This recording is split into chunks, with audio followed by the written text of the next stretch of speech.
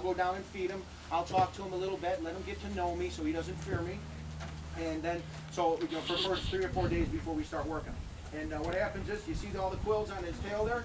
Well, he was just a little bitty guy, okay? So I'm looking at it, and I said, the girl's name was Michelle. I said, boy, those things look awfully sharp, don't they? She goes, yeah, they do. Well, I went down there and I touched his tail. As soon as he felt me touch his tail, he swung it into me. He swung it as hard as he could, right into my hand. I had 14 quills sticking out of my hand right here. It's bleeding all over the place. I'm pulling them out. I'm going, holy cow, he was quick like this. And the little girl looked at me and she goes, you know, John, you ought to just leave him alone for about 3 days. Let him settle in a little bit. I'm going, just shut up. Just shut up. Okay, and I'm pulling the quill out. Okay, and like I said, cleaned it up real good and no it's coming. We'll get your cheese in a minute. Look at that. I got a really bad picture. Now, because he's well cared for, he should live in captivity to be about 18 years old. Now, what happens is, in the wild, he's an excellent climber. They like to go up into the top of the trees to get all the new leaves and all the new bark from the new shoots. Problem is, guys, they can get up there, but they can't back up. 90% of the time, you know how a porcupine gets out of the tree so he can be on his way? They fall out, okay?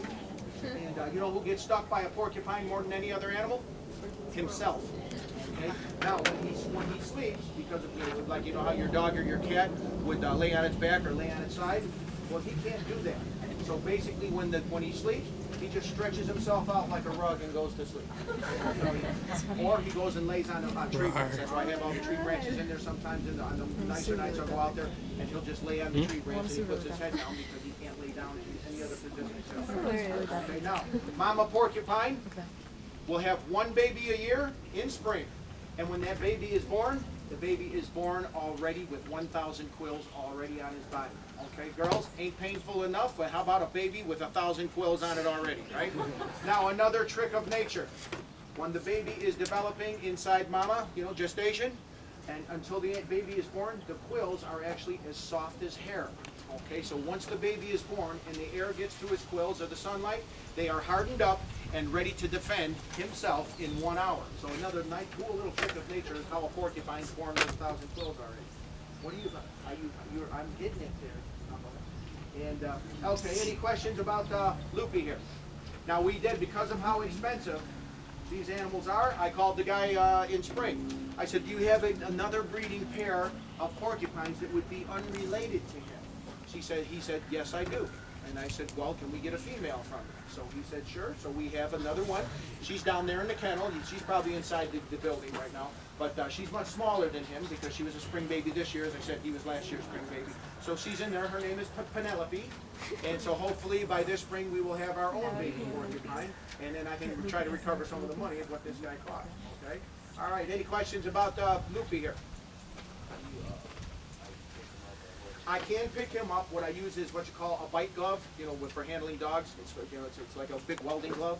So if I want to pick him up, now basically because he knows me very well, I could bring him out and you can pet him, but you got to go backwards. And as long as he's not, you know, feeling threatened, because if he feels threatened, he flexes all those quills up like this. It looks almost like tank tops from World War II. Puts them up like this. You are not getting anywhere near him because he's got so many of those quills and he'll flex them all up. But if I wanted to pick him up, I put the glove on, and then I take a piece of string cheese and I coax him to come up onto my hand, and then I can walk around with him. But naturally, you're not going to hold him like I was holding the other guy. Any other questions? He's a year and a half. He was last year's spring baby, not this spring. Okay, he did a good job, and he wants his cheese. Who would like to come up and give Loopy his cheese? Come on up here.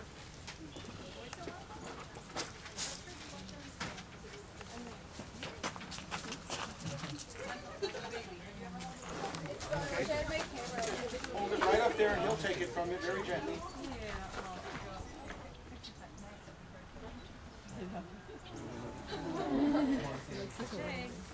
Okay.